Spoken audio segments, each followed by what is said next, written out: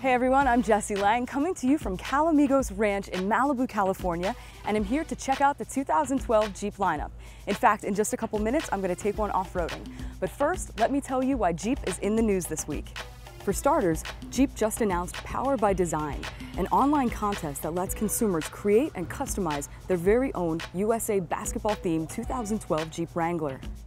The winner will see his or her personally customized 2012 Jeep Wrangler on display in Washington, D.C. at a Jeep USA Basketball exhibition game. The grand prize winner will also receive a trip to that game, as well as the vehicle they customized. In other news, the automaker just announced it will be discontinuing the Jeep Compass in 2014. Why? Because the automaker is looking to remove redundancy from its lineup, and the commonalities between the Jeep Compass and the Jeep Patriot are many. They have the same engine and horsepower, the same transmission options, and the same fuel economy and towing capacity. But the Patriot costs roughly $3,300 less and outsold the Compass throughout the first 4 months of 2012 by more than 66%. Chrysler also announced that it will be discontinuing the Chrysler Town and Country minivan in 2014.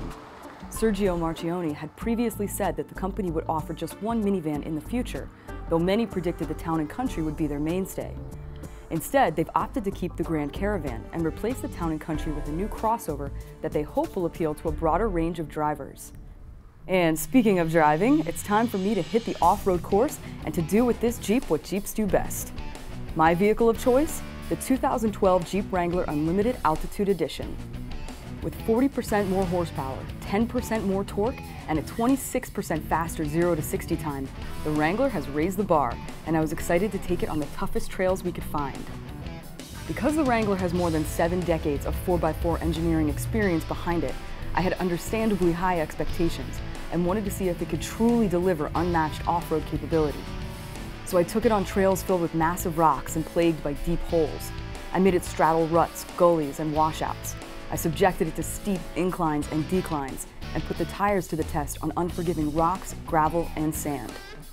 So this is one of the craziest off-road trails I've ever been on. Right now we've lost the lead-follow crew, so we're just hoping that we're not going up the down part of the course. The Wrangler, though, is obviously handling this like a champ. Okay, we're back on track now. We see fellow travelers, thank God. Throughout the day, I gained a better understanding of approach and departure angles and how to negotiate various obstacles. I learned about weight and traction transfer as well as pedal control.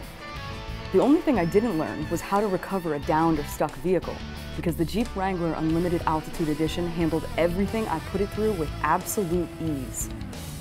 I wanted to know more about what inspired the changes they made to the 2012 model and how they went about improving a vehicle that's been called the most capable vehicle on the planet. So I met up with Jim Morrison, Jeep's Director of Marketing. The way we make the Wrangler the best SUV ever, even better, is we listen to our customers. So the first thing they told us to do was give you more luxury in the interior. So we gave it leather seats, we gave it power mirrors for the first time, and we continued to upgrade the interior. It's still a very rugged Jeep. You can still hose out the interior, but we added amenities that the customers were looking for. And the second thing we did was we upgraded the powertrain. So in 2012, they were asking for more power and better fuel economy. So the new Pentastar V6 does that for them with the new Wrangler. When Jim says they listen to their customers, that's not PR speak. In fact, they held a contest and let their customers name the vehicle that's now known as the Altitude. The winner, Mark Johnson, was from the Sahara Nevadas, and his connection with Jeep was he has a ranch, and the only way he can get to it at altitude in the winter when it's covered in snow is in his Jeep Wrangler. Given their responsiveness to their customers and the changes they've made to the Wrangler, perhaps it's not surprising that the brand's sales were up 44% in 2011 and are up 30% for the first 4 months of this year. But having spent the day climbing mountain trails in several of their vehicles, I'm going to credit a large portion of their success to the ridiculously addictive nature of rowdy and unruly off-road adventures.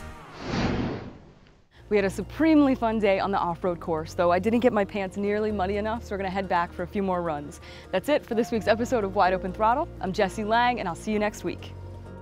So we're starting to go off-roading. We're doing a lead follow, and we're heading to the course. Gonna see what this bitch can do.